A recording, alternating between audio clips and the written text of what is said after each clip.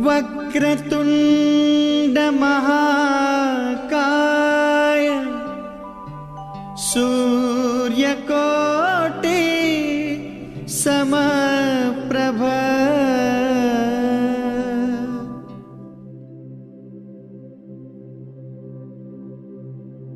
नमस्कार।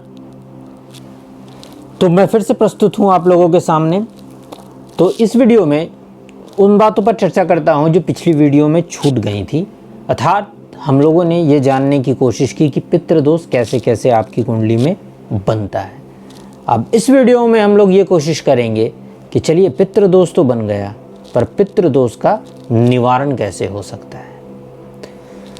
तो कुछ जिस प्रकार अलौकिक शक्तियों के शुभ प्रभाव से जीवन सफल बनता है, उसी प्रकार यदि कुछ ऐसी शक्तियाँ जो आपसे कुछ चाहती हों और आप उन्हें पूरा नहीं कर पाए। चाहने का अर्थात बहुत छोटी छोटी चीज़ें होती हैं, जैसे उनका सही तरह से संस्कार इत्यादि करना, या आपके पूर्वजों ने ना किया हो, या ऐसा कोई अक्षम्य अपराध कर दिया हो जिसको क्षम्य ना हो।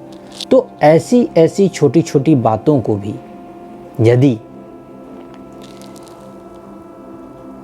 नहीं ठीक किया जाए तो ऐसी शक्तियों के प्रभाव से और उनके श्राप से भी बहुत दुख भोगना पड़ता है। और इसका एकमात्र उपाय सिर्फ यही है कि उन अपराधों के लिए क्षमा मांगी जाए।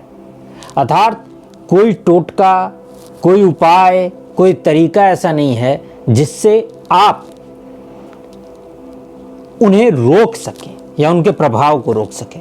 हाँ, तांत्रिक विधि से कुछ हद तक उन्हें रोका जा सकता है, लेकिन जिस प्रकार तंत्र विद्या को मैंने पहले भी बताया है कि तंत्र विद्या के थ्रू आप उन्हें जबरन रोकने का प्रयास करते हैं, और जब आप जबरन रोकने का प्रयास करते हैं तो एक संघर्ष की स्थिति उत्पन्न होती है, जिसमें हो सकता है कि वो कुछ समय के लिए रुक जाएं, या हो सकता है काफ़ी समय के लिए रुक जाएं, लेकिन उस संघर्ष के कारण कुछ साइड इफ़ेक्ट भी होते हैं, जिससे मूल इफ़ेक्ट से तो आप बच जाएं, लेकिन उन साइड इफ़ेक्ट का प्रभाव आप पे अवश्य पड़ता है, क्योंकि ये जबरन रोकने की प्रक्रिया होती है।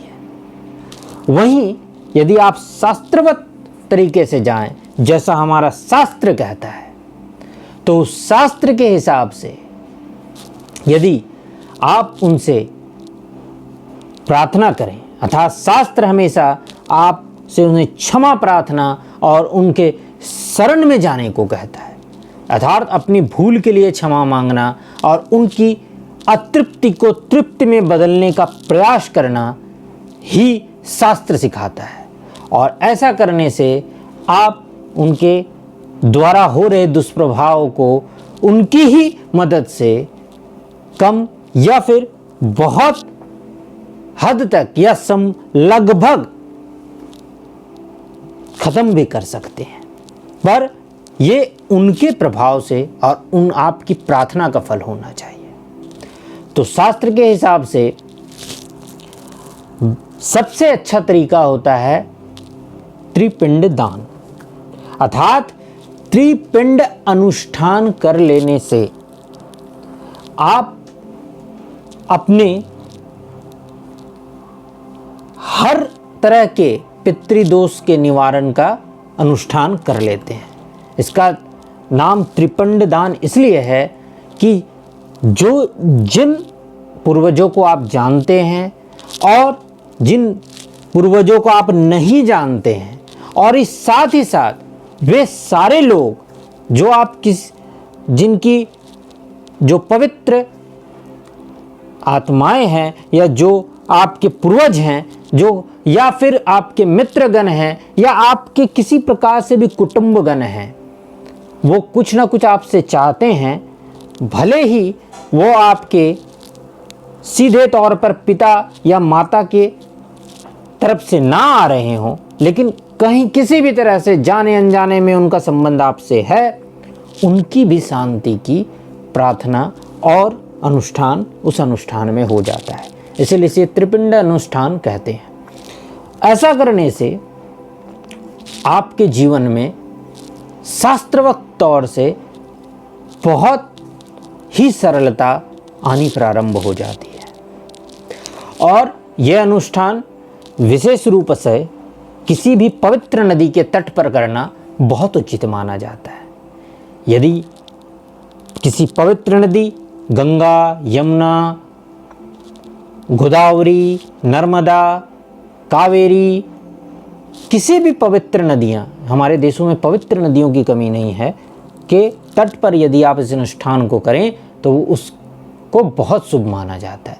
यदि पवित्र नदियों या देव स्थलों पर जाना संभव ना हो तो आपके आसपास जो भी नदी हो, क्योंकि हर नदी पवित्र है और हर नदी कहीं ना कहीं से गंगा जी से संबंध है, तो किसी भी नदी के तट पर आप प्रेमवश उनको माता मानते हुए उनके तट पर यह अनुष्ठान कर लें तो आपका अनुष्ठान की सफलता बहुत हद तक बढ़ जाती है।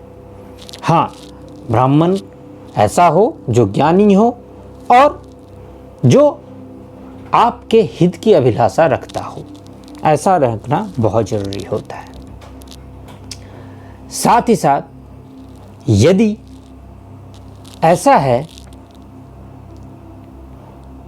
कि आपके पूर्वजों से कोई अपराध हो गया है और उसकी क्षमा प्रार्थना भी आपको करना आवश्यक होता है, तो ऐसा अगर यदि आप है तो भी उस अनुष्ठान में आप उनके अपराधों के लिए क्षमा मांग लें, साथ ही साथ खुद के अपराधों के लिए भी क्षमा मांग लें और उसके बाद कभी किसी भी तरह का कोई ऐसा अपराध ना करें जो क्षम्य योग्य ना हो। तो आशा करता हूँ ये वीडियो आपको लाभ देगा। तब तक के लिए इस वीडियो में इतना ही। आगे फिर किसी वीडियो में मिलता हूँ, तब तक के लिए नमस्कार।